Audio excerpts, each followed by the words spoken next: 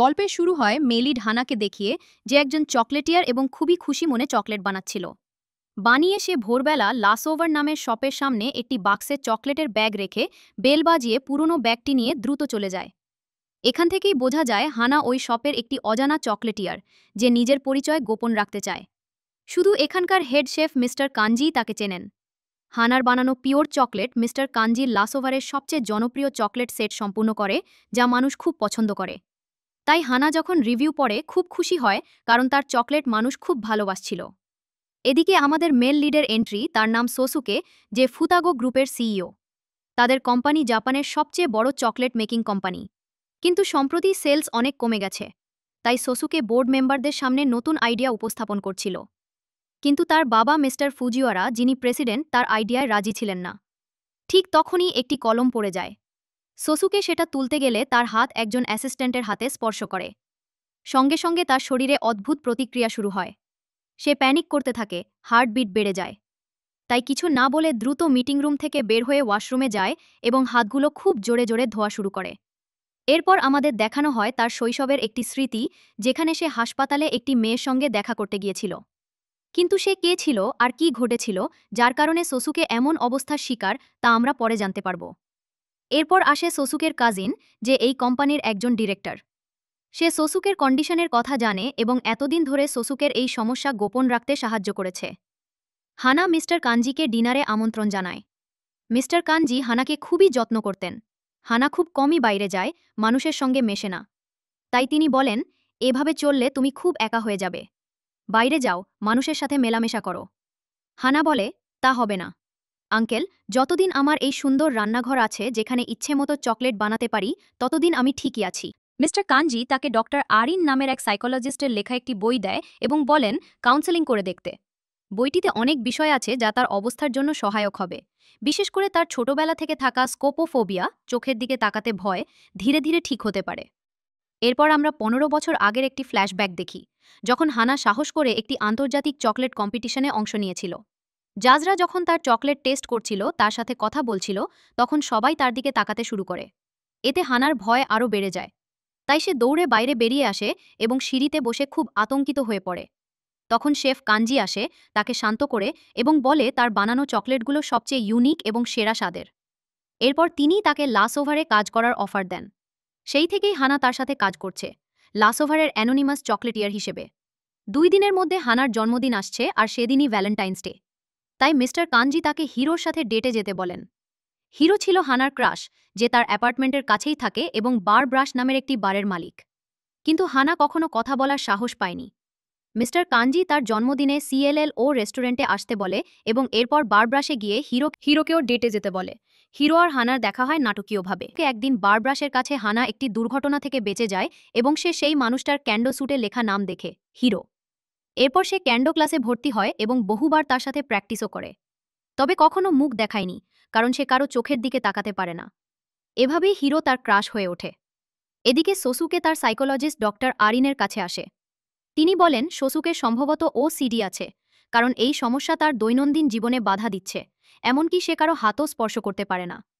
তারা college friend হওয়ায় সোসুকে বলে, লিখে দাও, আমি পুরোপুরি ঠিক আছি।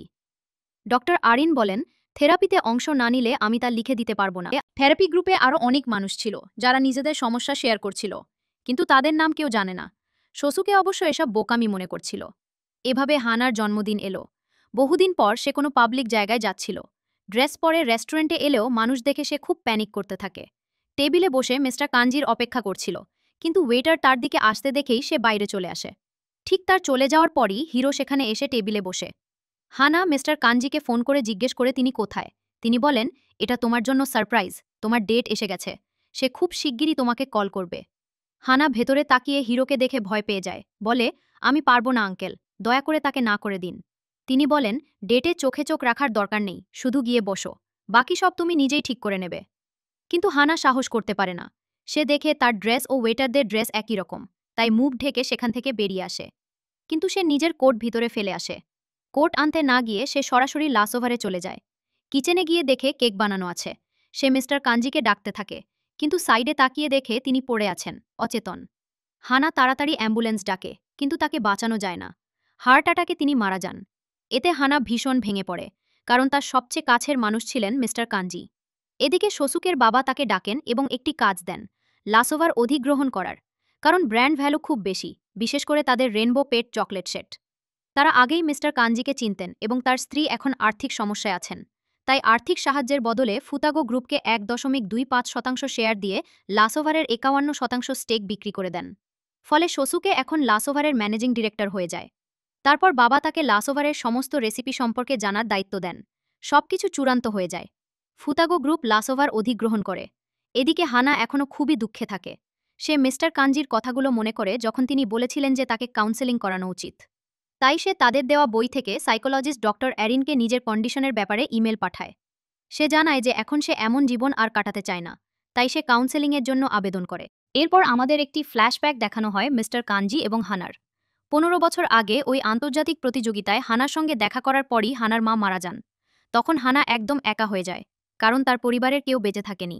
তখন মিস্টার কাঞ্জি তাকে স্থায়ী চকলেটিয়ার হিসেবে চুক্তি দেওয়ার প্রস্তাব দেন, কারণ তিনি হানার চকলেট তৈরির দক্ষতার ওপর ভরসা করেছিলেন। সেই সময় থেকে মিস্টার কাঞ্জি হানার জন্য পরিবার হয়ে যান, কিন্তু এখন তার চলে যাওয়ার পর হানা আবার একা হয়ে গেছে। তবে এবার সে এমন জীবন কাটাতে চায় না। পরের দিন সোসুকে লাসোভারে আসে। সে নিজের পরিচয় দেয় এবং দ্রুত কাজ শুরু করার কথা বলে। একই সঙ্গে হানাকেও ইমেল পাঠায়, কারণ অ্যানোনিমাস চকলেটিয়ারের জন্য রেকর্ডে শুধু ইমেল ঠিকানা ছিল। ইমেলে সে লিখেছিল যে সে ফেস টু ফেস চুক্তি নিয়ে কথা বলার জন্য তাকে ডেকেছে। হানা লাসোভারে যেতে রওনা হয়, কিন্তু সেখানে সোসুকে সবাইকে জানায় যে আমি অ্যানোনিমাস চকলেটিয়ারকে ডেকেছি, তাদের রেসিপি নিয়ে আমরা চুক্তি বাতিল করব, কারণ ফুতাগো গ্রুপ অজানা মানুষের সঙ্গে কাজ করতে পারবে না। তবে একজন সিনিয়র চকলেটিয়ার, যাকে সবাই এখানে মামা বলে ডাকে, সোসুকের কাছে গিয়ে বলে আমরা সেই অ্যানোনিমাস চকলেটিয়ারের চুক্তি বাতিল করা উচিত না, কারণ তিনি মিস্টার কাঞ্জির খুব কাছের মানুষ। সোসুকে বলে এটা আমাদের কোম্পানির নিয়মের বিরুদ্ধে, তাই চুক্তি বাতিল করতেই হবে। হানা মুখ সামান্য ঢাকা রেখে লাসোভারে পৌঁছায়। বাইরে স্টাফ ওয়ান্টেড নোটিশও লাগানো ছিল। হানা অনেক সাহস জগিয়ে ভিতরে প্রবেশ করে। তখন সামনে থেকে মামা এবং অন্যান্য কর্মীরা আসছিলেন। মামা চাকরি ছেড়ে দিয়েছিলেন, আর বাকি সবাই তাকে আটকানোর চেষ্টা করছে। হানাকে দেখে প্রথমে তারা তাকে কাস্টমার মনে করে। হানা স্নিগ্ধভাবে বলার চেষ্টা করছিল, আমি অনেক দিন ধরে এখানে। এতটুকু বলতেই হিরোকে দেখতে সামনে থেকে সোসুকের কাজিন বলে, আপনি কি এখানে চাকরির জন্য আবেদন করতে এসেছেন? হানা নার্ভাস এবং উল্টো চাপের মধ্যে হ্যাঁ বলে দেয়। তখন তাকাশি তাকে ভিতরে ডাকে। হানা নিচে তাকিয়ে ভিতরে প্রবেশ করে। সোসুকে তার কাজের অভিজ্ঞতা সম্পর্কে জানতে চায়। হানা বলে, আমি আগে কখনো এই কাজ করিনি। সে তাকে জানাতে চেয়েছিল যে সে অ্যানোনিমাস চকলেটিয়ার। কিন্তু একদিকে সোসুকে প্রশ্ন করছে, আর অন্যদিকে তার নার্ভাসনেসের কারণে সে তার দিকে তাকাতে পারছে না। সোসুকে জিজ্ঞেস করে, তাহলে চাকরির জন্য কেন আবেদন করেছিলে? হানা বলে, কারণ আমি এখানে ১০,০০০-এরও বেশি চকলেট খেয়েছি, যা খেয়ে আমার মন শান্তি পেয়েছে। আমার জীবনের সব সুখ এই চকলেটের কারণে। সোসুকে তাকে হায়ার করে ফেলে। হানা বিস্মিত হয়ে যায়। তারপর তাকাশি বাইরে এসে কাজটি ব্যাখ্যা করে। ঠিক তখন হঠাৎ সমস্ত স্টাফ সামনে চলে আসে এবং সবাই হানার দিকে তাকায়। হানা খুব প্যানিক হয়ে যায় এবং নার্ভাস হয়ে সোসুকের কেবিনে যায় চুক্তি বাতিল করার জন্য। নার্ভাসনেসের কারণে হানা সোসুকের দিকে এগোয়, ফলে সোসুকে হালকা চমকে টেবিলে আঘাত পেয়ে পড়ে যায়। হানা তাড়াহুড়ো করে তার হাত ধরতে গিয়ে তাকে আটকানোর চেষ্টা করে, কিন্তু দুজনেই পড়ে যায়। তখন হানা নিজেই লক্ষ্য করে যে সে সোসুকের সঙ্গে শারীরিক সংস্পর্শে এসেছে। তখন তার মা শৈশবে বলেছিলেন, তোমার জীবনে এমন একজন অবশ্যই আসবে যার চোখের দিকে তুমি তাকাতে পারবে। বুঝে যাবে সে তোমার সোলমেট, অথবা সে তোমার জীবন নষ্ট করার জন্য আসা ব্যাড গাই। কিন্তু সোসুকের জন্য হানার হাত স্পর্শ করার পরও তার কন্ডিশন ট্রিগার হয়নি, যা সোসুককেও অবাক করে। সে হানার মুখে স্পর্শ করতে চাইছিল, কিন্তু হানা তার আঙুল ধরে বলে, ব্যাড গাই। এরপর হানা বাড়ি গিয়ে ক্যান্ডো মাস্ক পরে অনলাইন কাউন্সেলিংয়ে অংশ নেয়। সে ডক্টর আরিনকে তার ক্রাশের কথা জানায়। সেই মিটিংয়ের পর সে একটু বেশি খুশি থাকে, তবে এখনও সরাসরি তার চোখে তাকাতে পারে না। এখন পর্যন্ত শুধু তার মা ছিল, যার চোখের দিকে সে তাকাতে পারত, আর সম্প্রতি আরেকজন মানুষ এসেছে। ডক্টর আরিন বলেন, এটা খুবই ভালো। আরও মানুষ আসবে, যাদের সঙ্গে তুমি চোখের যোগাযোগ করতে পারবে। আশা করি সে তোমার সোলমেট হবে। হানা বলে, এমন কিছু নেই, সে আমার টাইপের না, আমার মনে হয় সে ব্যাড গাই। এদিকে সোসুকে ডক্টর আরিনের কাছে আসে এবং জানায়, একটি মেয়ের স্পর্শেও কিছু হয়নি। ডক্টর আরিন বলে, হয়তো তোমার সোলমেট মিলে গেছে। সোসুকে বলে, সে আমার টাইপের নয়। ডক্টর আরিন হাসি দিয়ে বলে, চল, তাকে মিরাকল টাচ বলে রাখি। এদিকে সোসুকে তার কেভিনের সাহায্যে হানাকে পর্যবেক্ষণ করছিল এবং বোঝার চেষ্টা করছিল কেন তার স্পর্শে কিছু হলো না। তখন একজন কাস্টমার হানাকে রেনবো পেট চকলেট সেট সম্পর্কে প্রশ্ন করছে। কিন্তু সেলস কিছু সময়ের জন্য বন্ধ ছিল, কারণ অ্যানোনিমাস চকলেটিয়ারের পিওর ক্যান্ডি চকলেট নেই। কাস্টমার বারবার হানাকে প্রশ্ন করছে। হানা খুব নার্ভাস হয়ে পড়ে এবং অন্য কাস্টমারের সাথে ধাক্কা খায়। কিছু প্লেট ও বাটল ভেঙে যায়। তাই সে সবাইকে বলল, সরি সরি। এর কারণে চিফ চকলেটিয়ার তাকে সামান্য ঝাড়ি দেন। এরপর হানা সোসুকের ইমেইলের উত্তর দেয়, বলছে ব্যক্তিগত কারণে সে অ্যানোনিমাসই থাকতে চায় এবং যেমন এখন পর্যন্ত পিওর ক্যান্ডি সরবরাহ করে এসেছে তেমনই চালিয়ে যেতে চায়। সোসুকে উত্তর দেয়, যতক্ষণ আমরা জানানব না কে এই চকলেট বানাচ্ছে আমরা বিক্রয় চালিয়ে যেতে পারব না। ঠিক তখন তারা বাইরে মিস্টার কুমা নামের একজন সরবরাহকারীকে চিৎকার করতে শুনে, যিনি মামাকে ফিরিয়ে আনতে খুব রাগে ছিলেন। তিনি বলেন, যতক্ষণ তারা মামাকে ফিরিয়ে না আনবে আমি চকলেট সরবরাহ বন্ধ রাখব। সোসুকে বলে, আমি নিজেই তাদের সঙ্গে কথা বলবো। সে মিস্টার কুমা সম্পর্কে সবকিছু জানে। তারপর হানা তাকে দেখায়, যিনি একজন পুরনো কাস্টমারকে ইউজুর বিশেষত্ব ব্যাখ্যা করছেন। সোসুকে তাকে সঙ্গে নিয়ে মিস্টার কুমার কাছে যেতে বলে, কারণ মিস্টার কুমার এবং হানা উভয়ই কোরিয়ান, তাই হয়তো ভালোভাবে বোঝাতে পারবে। সোসুকে ড্রাইভের জন্য সে তার বন্ধুকে ডেকে আনে। সে কেউ নয়, বরং হিরো। হিরোকে দেখে হানা খুব খুশি হয়। সোসুকে বলে, এত দুঃখের মধ্যে যাচ্ছিলে, হিরো আসতেই মুখে এত খুশি। হিরো হানাকে আঘাসীয় বলে শুভেচ্ছা জানায়। হানা আরও খুশি হয়। সোসুকে বলে, আমরা হাই স্কুল থেকে বন্ধু। হিরো সব কিছুতে ভালো, পিয়ানো, ক্যান্ডো সব কিছুতে। আজও মাঝে মাঝে ক্যান্ডো ক্লাসে যায়। হানা তার কথাগুলো উচ্ছ্বাসের সঙ্গে শুনছে। মাঝে তারা কিছু খেতে থামল। হিরো হানার জন্য কিছু ড্রিঙ্কস আনে। হানা তার দিকে চোখ তুলতে পারে না, শুধু লাজুক হয়ে যায়। হানা মিউজিক শুনছিল। হিরো জিজ্ঞেস করে, তোমার কোনো ধরনের মিউজিক পছন্দ? হানা বলে, জাজ, কারণ তুমি বাজাও। হিরো বলে, লাস ওভারের কাছে আমার একটি জাজ বার আছে। লাউজ ওভারের টিম অনেক সময় আমার বারে আসে। হানা সব জানত, তবে বলল, ওহো, এমন কথা। ঠিক তখনই শোসুকে আসে আর তারা সবাই মিস্টার কুমার গ্রামের দিকে চলে যায়। শোসুকে কথা বলছিল আর জোস শুনহানা তাকে কোরিয়ান ভাষায় গালি দিচ্ছিল। হঠাৎ করে গাড়ির এক চাকা পাঞ্চার হয়ে যায় কারণ রাস্তা কাঁচা। তাই বাইরে পা রাখতেই শোসুকের পায়ে কাদা লাগে। সে তার পায়ে প্লাস্টিক বাঁধতে শুরু করে। সাহায্য করতে হানাকে ডেকে আনে কারণ তার এক হাত আহত। হানা তাকে আবার সাগাজি বলে সম্বোধন করে। তারপর দুজনে মিস্টার কুমার বাড়ির দিকে যায়। পথে হঠাৎ একটি বড় ব্যাঙ দেখে শোসুকে ভয় পায়। এর চাপে হানা পাশের খালের মধ্যে পড়ে যায়। শোসুকে একটি কাঠ দিয়ে তাকে তুলতে চেষ্টা করে কিন্তু হাত ছিটকে যায়। ঠিক তখন হিরো এসে হানার হাত ধরে। তারপর তারা এগিয়ে যেতে থাকে আর হিরো বলে, আমি গাড়ি ঠিক করে আসি। তারা পৌঁছে যায় কিন্তু মিস্টার কুমা এখনও আসেননি। তাই তার স্ত্রী তাদের অপেক্ষা করার জন্য একটি রুম দেয়। কিছুক্ষণের মধ্যে হিরো সেখানে আসে। শোসুকে হট স্প্রিংস দেখতে যায়। হিরো বাইরে বসেছিল, কিছুক্ষণের মধ্যে হানা যোগ দেয়। তারা মিস্টার কাঞ্জির বিষয়ে অনেক কিছু আলোচনা করে। হিরো বলে কিভাবে সে তার জন্য একটি ডেট সেট আপ করেছিল কিন্তু সেই মেয়েটি আসেনি। হানা তাকে বলতে চেয়েছিল যে সেই ডেট ছিল তারই, এবং ডেট থেকে পালানোর জন্য সরি বলতে চেয়েছিল, তার অনুভূতিও প্রকাশ করতে চেয়েছিল। ঠিক তখনই একটি কল আসে যেখানে একটি মেয়ে তার ড্রিঙ্কস নিয়ে খারাপ মন্তব্য করছে। হিরো সেই নম্বরকে ডোন্ট পিক আপ নামে সেভ করেছিল। কিন্তু সব শুনে হিরো কল ওই মেয়ে আরিন, যিনি তার বারে অনেক বেশি ড্রিঙ্ক করেছিল। সেখানে একজন স্টাফ আরিনের ফোন থেকে বলে, আপনার ফ্রেন্ড অনেক বেশি ড্রিঙ্ক করেছে। পিছন থেকে আরিন বলছিল, হিরোকে ডাকো না। কিন্তু হিরো তার স্টাফকে বলে সে আসছে এবং খেয়াল রাখবে। হিরো একটি ট্যাক্সি ডাকেন এবং বার ব্রাশের দিকে চলে যান। হানা ও শোসুকে মিস্টার কুমার আসার অপেক্ষা করতে থাকে। হানা বসেই ঘুমিয়ে যায়। এদিকে শোসুকে তার নিজের হাত দেখে। তারপর সে নিজের হাতের ছায়া দিয়ে হানার মাথায় হালকা হাত দেয়। পরে কাছে এসে তাকে স্পর্শ করতে যায় কিন্তু হানা হঠাৎ মাথা ঘুরিয়ে দেয়। শোসুকে ভয়ে পিছলে চলে যায়। ঠিক তখন মিস্টার কুমা এসে পৌঁছান। তারা দুজনকে ডিনারের জন্য আমন্ত্রণ জানান। মিস্টার কুমা তাদের কাছে ক্ষমা প্রার্থনা করেন ইউজুর জন্য আবেদন না করার কারণে, কারণ সে মামার কাছে গিয়েছিল। মামা সব সত্যি জানিয়েছিলেন। তিনি নিজেই চাকরি ছেড়ে দিয়েছেন কারণ তার স্বাস্থ্য সমস্যা ছিল। শোসুকে তার সব মেডিকেল বিল কভার করছে, ভালো চিকিৎসক দিয়ে চিকিৎসা করাচ্ছে, এমনকি ভালো রিটায়ারমেন্ট অ্যামাউন্টও দিয়েছে। মিস্টার কুমা শোসুকে ধন্যবাদ জানান। ঠিক তখন কিছু তেলের ফোঁটা শোসুকের শার্টে পড়ে। সে অস্বস্তি অনুভব করে এবং রেস্টরুম চলে যায়। হানাকে ফোন করে অতিরিক্ত শার্টটি আনার জন্য বলে, যা সে সবসময় ব্যাগে রাখে। তবে হানা যে শার্ট আনে সেটি আগে থেকেই ব্যবহৃত ছিল। শোসুকে অন্য শার্ট আনার নির্দেশ দেয়। হানা পাশের কাপড় থেকে অন্যটি দেয়। শোসুক তা পরে বাইরে আসে কারণ মিস্টার কুমা অনেকক্ষণ ধরে বসে আছেন এবং এখনও ডিলের ব্যাপার করা বাকি। তারা ডিল শেষ করে। মিস্টার কুমা হট স্প্রিংসও বাথ প্রস্তুত করেন। হানা শোসুকে জিজ্ঞেস করে, তুমি কেন সবাইকে মামার ব্যাপারে বললে না? অনেক গুজব ছড়াচ্ছিল।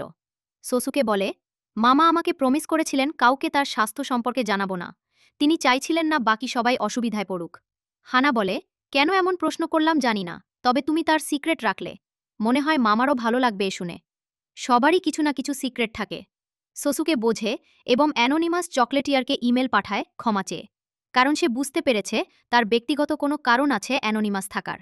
তাই সে তাকে আগামীকাল সকাল থেকে কাজ চালিয়ে যাওয়ার জন্য বলে এবং চকলেটের অর্ডার দেয়। হানা ইমেল পেয়ে অবাক হয়, কারণ আগামীকাল সকালেই এত চকলেট বানাতে হবে। সে বলে, আমাকে এখন বাড়ি যেতে হবে। তারপর উভয়ই মিস্টার কুমা থেকে ইউজু নিয়ে বাড়ির দিকে চলে যায়। সসুকে জানায়, তোমরা কাল থেকে রেনবো প্লেট বিক্রি শুরু করতে পারবে। এজন্য সে অ্যানোনিমাস চকলেটিয়ারের অর্ডার দ্বিগুণ করে দিয়েছে। হানা অবাক হয়, কারণ তাকে সারা রাত জেগে চকলেট বানাতে হবে, কিন্তু সে খুশি, কারণ চকলেট বানানোতেই তার সবচেয়ে বেশি আনন্দ হয়। সসুকে হানাকে জিজ্ঞেস করে, আমি দেখেছি তুমি কারো সাথে চোখ মিলাতে পারো না। হানা বলে, হয়তো এটা আমার সিক্রেট। সসুকে জিজ্ঞেস করে, কিন্তু তুমি তো আমার সঙ্গে করতে পারো। হানা বলল, হয়তো তুমি এক সাগাজি, মানে খারাপ মানুষ। হানা বাড়ি থেকে কিছুটা দূরে নেমে যায়। ঠিক তখন সসুকে তাকে থামিয়ে দাঁড়িয়ে বলে, আমরা কি হাত মেলাতে পারি? আজ তুমি পুরো দিন আমার সাহায্য করেছ, এজন্য আমি ধন্যবাদ বলতে চাই। হানা ওকে বলে হাত বাড়ায়। সসুকে নার্ভাস হয়ে হাত বাড়িয়ে হ্যান্ডশেক করে অনেকক্ষণ হাত ধরে রাখে, যা তাকে স্মরণ করিয়ে দেয় শৈশবে হাসপাতালে যে মুহূর্তে সে কাউকে শেষবার স্পর্শ করেছিল। এত বছর পর আবার কারো হাত ধরতে পেরে সে আবেগাপ্লুত হয়। তার চোখে অশ্রু আসে। হানা তা লক্ষ্য করে জিজ্ঞেস করে, তুমি কি কাঁদছ? সসুকে হাত পিছনে নিয়ে মুখ ঘুরিয়ে দেয়, বলে, না, তুমি খুব শক্তভাবে আমার হাত চেপে ধরলে। হানা তার সামনে এসে চোখের দিকে তাকায়, বলে, আমি কখনো কারো চোখে এত দুঃখ দেখিনি। সসুকে বলে, ও কিছু না। হানা বিদায় বলে চলে যায়, মনে মনে ভাবে, হয়তো এতটাও খারাপ নয়। হানা সারা রাত চকলেট প্রস্তুতিতে ব্যস্ত থাকে এবং সকাল পর্যন্ত সব অর্ডার শেষ করে লাসোভার পৌঁছে চকলেট সরবরাহ করে ঘরে ফিরে আসে। এদিকে আরিনের চোখ খুলে হিরোর অ্যাপার্টমেন্টে, কারণ হিরোর অ্যাপার্টমেন্ট ঠিক পাশেই। আরিন উঠে বলে, তুমি কিছুই করনি। এত সুন্দর মেয়েটি তোমার বিছানায় ঘুমাচ্ছিল। তুমি নিজেকে কিভাবে আটকালে? হিরো বলে, তুমি তো বলেছিলে আমাদের মধ্যে আর কখনো এমন হবে না। এ থেকে বোঝা যায় তাদের একটি পুরনো ইতিহাস আছে। পরের দিন রেনবো প্লেটের বিক্রি শুরু হয়। তবে 7 ধরনের চকলেটের মধ্যে ওয়াসাবি ফ্লেভারের চকলেটের খুব নেতিবাচক রিভিউ আসছিল এবং বিক্রিও কম হচ্ছিল। এই বিষয়ে তাকাশি সসুকে জানাচ্ছিল। এজন্য তারা ভাবছে ওয়াসাবি চকলেটের বিক্রি বন্ধ করতে। তখন হানা মিস্টার কাঞ্জির কথা মনে করে, যখন তিনি বলেছিলেন ওয়াস তৈরি করার অনুপ্রেরণার বিষয়ে। হানা জানত মিস্টার কাঞ্জি চাইতেন ধীরে ধীরে হলেও এই চকলেট সব জায়গায় পৌঁছাক, সবাই পছন্দ করুক। ঠিক সেই রকম তিনি চাইতেন হানাও যেন বাইরে যায়, নতুন মানুষের সঙ্গে পরিচিত হয়, তারা হানাকে পছন্দ করে আর হানাও তাদেরকে অ্যাকসেপ্ট করে। সেই বিষয়ে সন্ধ্যায় সসুকে তার সব স্টাফ সদস্যদের সঙ্গে আলোচনা করে যে হানাকে কাজ চালিয়ে যেতে দেওয়া উচিত কিনা, নাকি মিস্টার কাঞ্জির রেসিপিতে কিছু পরিবর্তন করা উচিত এটিকে আরও আকর্ষণীয় করার জন্য। তবে হেড শেফ মেনে নেন না, তিনি মিস্টার কাঞ্জির রেসিপি পরিবর্তন করতে চান না। হানাও কিছু বলতে চাচ্ছিল, কিন্তু বলতে পারেনি। তাই সসুকে বলে, সম্ভবত তাদের ওয়াসাবির বিক্রি বন্ধ করতে হবে।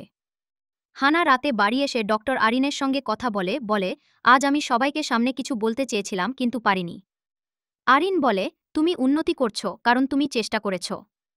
সবাইকে সামনে মুখ উঁচু করে বসতে পারছ, চোখে চোখ রাখতে কষ্ট হয়নি। চালিয়ে যাও, ধীরে ধীরে সব ঠিক হয়ে যাবে। হানা শুনে খুব খুশি হয়। আরিন বলে, এই ছোট ছোট উন্নতিগুলোর জন্য নিজের জন্য বড় পুরস্কার দাও। এতে তোমার আরও উন্নতি করার ইচ্ছে হবে। এদিকে সসুকে অ্যানোনিমাস চকলেটিয়ারের সঙ্গে সব চকলেট নিয়ে পরামর্শ করে।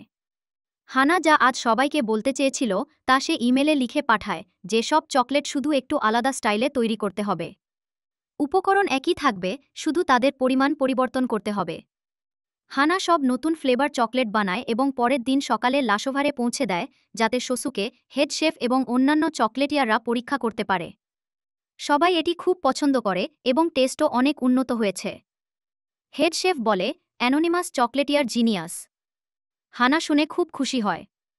সবাই মিলে ঠিক করে যে সব ফ্লেভার চকলেট অ্যানোনিমাস চকলেটিয়ারের দেওয়া রেসিপি অনুসারে তৈরি হবে। সন্ধ্যায় সবাই কাজ শেষ করে বারব্রাশ বারে যাওয়ার সিদ্ধান্ত নেয়। হানাকেও আসতে বলে। হানা প্রথমে মানা করে, কিন্তু সবাই ডাকার পর সে চলে আসে। নিজের মন শান্ত রাখে। কিন্তু ভিতরে হিরোকে পিয়ানো বাজাতে দেখে হানা অনেক লজ্জা পায়। কিছু মানুষ স্টেজে উঠে গান গায়। এরপর সবাই হানাকে গান গাইতে বলে। হানা বলে, আমি পারব না। ঠিক তখন হিরো বলে, যদি তুমি চাও আমি তোমার জন্য পিয়ানো বাজাতে পারি। তুমি যা গাইতে পারো তাই গাও। হানা একটু সাহস পেয়ে স্টেজে ওঠে এবং একটি সুন্দর জাপানি গান গায়। সবাই তার জন্য চিয়ার করে, হাততালি দেয়। শোসুকে সেখানে এসে উপস্থিত হয়। হানা সাহস পেয়ে জানান দেয় যে সে হলেন অ্যানোনিমাস চকলেটিয়ার, কিন্তু যখন সে বলার সময় তাদের দিকে তাকায়, সবাই তাকায়। হানা খুবই প্যানিক হয়ে যায়। তার হৃদস্পন্দন দ্রুত হয়, সে পেরে ওঠে না। সোসুকে লক্ষ্য করে বলে, আমার দিকে তাকাও। হানাও সবাই পিছনে তাকায়। সোসুকে বলে, কাউকে গাইতে বলার জন্য এভাবে বলা উচিত নয়। পরে সে স্টেজে এসে হানাকে চলে যেতে বলে। হানা এতটাই প্যানিক হয়ে যায় যে বার ব্রাশ থেকে বেরিয়ে যায়। সোসুকে ঘোষণা করে, আজ সবকিছু আমার তরফ থেকে। তারপর হানাকে চেক করতে বাইরে যায়। বৃষ্টি হচ্ছিল, সে ছাতা নিয়ে হানার পিছনে আসে। হানা বলে, আমাকে একা থাকতে দাও, তুমি আমার পিছনে কেন এসেছ? সোসুকে তাকে থামিয়ে জিজ্ঞেস করে, তুমি কি কাঁদছ? হানা বলে, আমি শুধু ভিজেছি। সোসুকে বলে, তুমি আই কন্ট্যাক্ট করতে ভয় পাও তাই না? কিন্তু আমার সঙ্গে করতে পারো, ঠিক যেমন আমি তোমাকে স্পর্শ করতে পারি। অন্য কারো স্পর্শ সহ্য করতে পারি না, কিন্তু তোমার স্পর্শে কোনো সমস্যা হয় না। এটি বলে সে হানাকে ছাতা দেয় এবং নিজে ভিজে চলে যায়। মাঝপথে ফিরে আসে, ছাতা নিয়ে বলে, দুঃখিত, আমি এই বৃষ্টি সহ্য করতে পারছি না। তারপর ছাতা নিয়ে লাসোভারের দিকে চলে যায়, সেখানে কাপড় পরিবর্তন করে। বাইরে হানা দাঁড়িয়ে থাকে। হানা বলে, আমি চেক করতে এসেছি যেন তোমার কিছু না হয়। সোসুকে তাকে তোয়ালে দেয়। তারপর দুজনে বসে থাকে। হানা তার সমস্যা বলল, মায়ের মৃত্যুর পরে কিভাবে তার অবস্থা আরও খারাপ হয়েছিল। এখন সে এমনভাবে থাকতে চায় না, তাই সাহস করে স্টেজে উঠেছিল, তবে বিশেষ কোনো উন্নতি হয়নি। সে বলে, আমার বেশি কিছু দরকার নেই, শুধু সাহস, যেন আমি যাকে পছন্দ করি তার চোখে তাকিয়ে বলতে পারি। সোসুকে জিজ্ঞেস করে, কেউ কি আছে যাকে তুমি পছন্দ করো? হানা বলে, হ্যাঁ আছে, আশা করি আমি তাকে আমার অনুভূতি বলতে পারি। আমরা একে অপরের চোখে তাকিয়ে হাসি, কান্না সবকিছু শেয়ার করতে পারব। সোসুকে বলে, আমি বুঝতে পারি, আমি অনেক কিছু মিস করেছি, বন্ধুদের সাথে খেলা, ঝগড়া, হাই ফাইভ। মাঝে মাঝে আমি সত্যিই অন্য কারো সঙ্গে হ্যান্ডশেক করতে চেয়েছিলাম, কিন্তু সবাই আমাকে জার্মোফোবিক আর পাগল মনে করত। কিন্তু আমি কাউকে ময়লা মনে করি না, বরং আমি নিজেই ময়লা। এরপর ফ্ল্যাশব্যাক দেখানো হয়, যেখানে সোসুকে তার বড় ভাইকে চকলেট দিচ্ছিল, হাত ধরেছিল, পরে তার বড় ভাই মারা যায়। এই ট্রমার কারণে সোসুকে নিজের স্পর্শকে অভিশাপ মনে হয়েছে, নিজের ভাইয়ের মৃত্যুর জন্য নিজেকে দোষী মনে করে। হানা জিজ্ঞেস করে, তুমি কি মনে করো আমরা একে অপরের জন্য সমস্যা হই না? সোসুকে বলে, জানি না, হয়তো আমরা একে অপরের জন্য তৈরি। হানা বলে, এর কোনো সম্ভাবনাই নেই। সোসুকে বলে, হ্যাঁ, আমি সেটিও মানি। হানা বলে, তাহলে চেষ্টা করি। আমরা যদি একে অপরকে সাহায্য করতে পারি, যেন রিহ্যাব প্রোগ্রামের মতো একে অপরকে স্পর্শ করা ও আই কন্ট্যাক্টের প্র্যাকটিস করতে পারি। তুমি কি চেষ্টা করতে চাও? সোসুকে বলে, হ্যাঁ, তবে যদি তোমার প্রতি আমার ভালোবাসা হয়ে যায়? হানা হেসে বলে, কোনো গ্যারান্টি নেই, শুধু প্র্যাকটিস, আমি প্রস্তুত। সোসুকে বলে, আমি এখনই প্রস্তুত, আমার তোমার প্রতি ভালোবাসা হওয়ার প্রশ্ন নেই। দুজন প্র্যাকটিস শুরু করে, হালকা হ্যান্ডশেক ও আই কন্ট্যাক্ট। কিছুক্ষণের মধ্যে তারা একটু ডিস্ট্র্যাক্ট হয়। হানা বলে, ঠিক আছে, এটি শুধু প্র্যাকটিস, আমরা পারি। তারা নার্ভাস হয়ে একে অপরকে আলিঙ্গন করে। সোসুকে আবেগাপ্লুত হয়ে যায়, কারণ শেষবার সে তার বড় ভাইকে আলিঙ্গন করেছিল। হানা তার পিঠে হাত ছাপড়ায়। হানা তার মায়ের সঙ্গে সময় কাটানো স্মৃতি মনে করে। দুজন একে অপরের চোখে তাকিয়ে খুশি বোধ করে। সোসুকে বলে, চল একসাথে ঠিক হই। হানা হ্যাঁ বলে। তাদের খুশির সময় সোসুকের বাবা মিস্টার ফুজিওয়ারা তাকাশিকে বলে, লাস ওভার বন্ধ করার পরিকল্পনা একটু দ্রুত কার্যকর করতে হবে, কারণ সোসুকে লাস ওভারের ব্যাপারে খুব যত্নশীল। তবে মূল পরিকল্পনা অনুসরণ করতে হবে, লাস ওভারের সব রেসিপি ঠিক করা।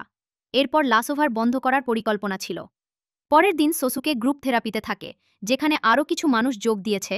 তাদের মধ্যে একজন মহিলা যিনি সম্প্রতি তার স্বামীকে হারিয়েছেন, যিনি গল্পে গুরুত্বপূর্ণ চরিত্র। হানা হিরোর কল পায়, সে বলে, তোমার কোড আমার কাছে রয়ে গেছে, নেয়ার হলে রেস্টুরেন্ট আসো। হানা উত্তেজনায় হ্যাঁ বলে, কিন্তু হিরোকে দেখার চিন্তায় অদ্ভুত ও নার্ভাস বোধ করে। ঠিক তখনই সোসুকে কল করে এবং প্র্যাকটিসের জন্য ডাকে, একই রেস্টুরেন্টে। হানা খুব খুশি হয় এবং হ্যাঁ বলে, কারণ সে এখানেই আগামীকাল হিরোর সঙ্গে মিলিত হবে, তাই আগেই কিছু প্র্যাকটিস হয়ে যাবে। তারা দুজন পৌঁছে যায়। হানাকে পাবলিকের মধ্যে থাকা খুবই অস্বস্তিকর লাগছিল। এই বিষয়ে সোসুকে বলে, তাহলে তুমি আমাকে তোমার সেই ফেভারিট পার্সন ধরো, যাকে তুমি পছন্দ করো। কল্পনা করো তুমি তার সাথে বসে আছো। হানা শেষ পর্যন্ত শুধু তার চোখের দিকে ফোকাস করে, কিন্তু তার স্থানে হিরোকে কল্পনা করে। এখন যতটা ভালোবাসা নিয়ে সে তাকে দেখছিল, সোসুকে নার্ভাস হয়ে যায়, এমনকি সে ঘামতে শুরু করে। তাই সে রেস্টুরেন্টে গিয়ে শার্ট বদল করে ফিরে আসে। কিন্তু বারবার তার সাথে এমনটা ঘটছিল, ফলে তাকে 2-3 বার শার্ট বদল করতে হয়। হঠাৎ একজন ব্যক্তি সোসুসুকের কাঁধে হাত রাখে, এতে সোসুকে কিছুটা প্যানিক হয়ে যায়। পরে জানা যায় এখানে তার বাবা একজন বিজনেস পার্টনারের সঙ্গে মিটিং করছেন। তিনি সোসুকের সঙ্গে হ্যান্ডশেক করার জন্য হাত বাড়ান। এতক্ষণে শোসুকে অনেক অস্বস্তি বোধ হচ্ছিল। হানা লক্ষ্য করে এসে তার সঙ্গে হ্যান্ডশেক করে। নিজেকে শোসুকের অ্যাসিস্ট্যান্ট হিসেবে পরিচয় দিয়ে তারা দুজন গাড়িতে বসে বার্গার খায়। শোসুকে হানাকে ধন্যবাদ জানায় তার সাহায্যের জন্য। হানা বলে, যদি আমি এমনই থাকি তবে কে আমার সঙ্গে ডেটে যেতে চাইবে জানি না। শোসুকে বলে, যে তোমাকে সত্যিই পছন্দ করবে সে এইসব বিষয় নিয়ে মাথা ঘামাবে না। হানা বলে, সে আছে, কিন্তু যদি সে খুব কিউট হয়, হ্যান্ডসম এবং ভালো গন্ধ আসে তবে আমি আরও নার্ভাস হয়ে যাব। শোসুকে বলে, তুমি কি বোঝাতে চাচ্ছ? মানে আমি কি কিউট নই, হ্যান্ডসম নই, আর আমি কি খারাপ গন্ধ বয়ে বেড়াই? হানা সরাসরি বলে, হ্যাঁ এমনটাই ধরো। তারা দুজনই হেসে উঠে। তখন হানা লক্ষ্য করে শোসুকের ঠোঁটের পাশে একটি ছোট ফুড পার্টিকেল আছে। সে হাতে তুলে তা সরানোর চেষ্টা করে, যার ফলে আবারও শোসুকের হার্টবিট দ্রুত হয়। তাই সে দ্রুত গাড়ি থেকে বেরিয়ে যায়, কারণ এই অনুভূতি তার জন্য কিছুটা ভিন্ন। পরে সে এটি ডক্টর আরিনকে জানায়। আরিন বলে, মনে হচ্ছে তুমি তার প্রতি ভালোবাসা অনুভব করো। শোসুকে বলে, এরকম কিছু নেই। আরিন বলে, তাহলে তুমি কেন আমার দিকে তাকিয়ে এই কথা বলছো না? মানে কিছু তো আছে, হয়তো তুমি তাকে পছন্দ করতে শুরু করেছ। শোসুকের কোনো উত্তর ছিল না। সে লাসোভারে আসে, সেখানে তাকাশি জানায় যে লাসোরের একটি বিজনেস পার্টনার আজই তাকে দেখা করার জন্য ডেকেছে। না গেলে তাদের ডিল বাতিল হয়ে যাবে। এটি একটি লিকার ব্র্যান্ড, গ্যাব্রিয়েল ব্লসম, যা এখানে কিছু বিশেষ চকলেট তৈরিতে ব্যবহার হয়। শোসুকে স্থানীয় স্টাফদের থেকে গ্যাব্রিয়েল ব্লসমের মালিক সম্পর্কে জানতে চায়। তারা বলে, ডিল সাইন করার আগে মালিকরা একটি প্রশ্ন করে, যেমন কোনো টেস্টের মতো। সঠিক উত্তর দিলে ডিল সম্পন্ন হয়। সবকিছু জানার পর সে হানাকে মেসেজ করে সঙ্গে যেতে বলে, কিন্তু হানা অস্বীকার করে কারণ তার কিছু ব্যক্তিগত কাজ আছে এবং সে হিরোর সাথে দেখা হবে বলে খুব উত্তেজিত। হানা সেলোতে পৌঁছায়, হিরো সেখানে বসে আছে, দেখে সে বাইরে গিয়ে লুকিয়ে থাকে। তখন এই রাস্তায় শোসুকেও আসে গ্যাব্রিয়েল ব্লসমে যাওয়ার জন্য। সে হানাকে যেতে বলে, কিন্তু হানা বলে সে পারবে না। তখন তাদের কথা বলার চক্করে রাস্তায় অনেক জ্যাম হয়ে যায়। হানা শোসুককে দোষারোপ করতে থাকে, বলে, তোমার কারণে এরকম হলে, আর আমার ক্রাশের সঙ্গে আমার দ্বিতীয় ডেট নষ্ট হয়ে গেছে। পরে সে ডক্টর আরিনকে কল করে তার পরিবর্তে ডেটে যেতে বলে। সে বলে সে শুধু আরিনকেই ট্রাস্ট করতে পারে। তাই আরিন ডেটে যেতে রাজি হয় আর তাকে চেহারা দেখানোর জন্য ধন্যবাদ জানায়। হিরোর কল আসে, কিন্তু হানা তা ধরতে পারে না। কিছুক্ষণ পরে তারা দুজন গ্যাব্রিয়েল ব্লসমে পৌঁছে। সেখানে তাদের মালিকের মেয়ে স্বাগত জানায় এবং জানায় তার মা ৩ বছর আগে মারা গিয়েছিলেন। মৃত্যুর তথ্য ৩ বছর পরে জানানো হয়, যাতে সমস্ত বিজনেস পার্টনার বুঝতে পারে লিকারের টেস্ট বা অ্যারোমা পরিবর্তিত হয়েছে কিনা। তবে নতুন অ্যারোমা খুব ভালো হয়েছে। হানা লক্ষ্য করে এবং মালিককে ধন্যবাদ জানায়। হানা গার্ডেনে দাঁড়িয়ে থাকাকালীন শোসুক আসে এবং হানার মাথার উপরে থাকা ফুলের পাপড়ি সরায়। মালিক এসে জিজ্ঞেস করেন কোন ফুল। শোসুক বলে, চেরি ব্লসমের মতো লাগছে কিন্তু জানি না। মালিক বলে, চেরি ব্লসম নয়, আবার চেষ্টা করো। শোসুক হানাকে দেখে জিজ্ঞেস করে, হানা তাকে ধীরে বলে, এটি অ্যাপ্রিকট। মালিক এটি শুনে তার ছোটবেলার একটি স্মৃতি মনে করে, যখন মিস্টার কাঞ্জি প্রথম এখানে চকলেট অর্ডার দিতে এসেছিলেন। তখন তার মা একই প্রশ্ন করেছিলেন। মালিক ধীরে মিস্টার কাঞ্জিকে সাহায্য করেছিলেন। পরে মিস্টার কাঞ্জি প্রথম চকলেট উপহার দেন। এই চকলেটের জন্য আজও স্মৃতি থাকে। হানা সঠিক উত্তর দেয়, তারা টেস্টে পাশ করে এবং ডিল চালু থাকে। ফিরে আসার পথে শোসুক হানাকে ধন্যবাদ জানায়। হানা বলে, তোমার কারণে আমার লাভ লাইফের ব্যান্ড বেজে গেছে। শোসুক বলে, তোমার অনুভূতি প্রকাশ করার ক্ষমতা খুব বিশেষ। শুধু চোখের দিকে তাকাও এবং অনুভূতি স্বীকার করো। এই পর্যন্ত পার্ট 1। পার্ট 2 দেখার জন্য সাবস্ক্রাইব করতে ভুলবেন না। দেখার জন্য ধন্যবাদ।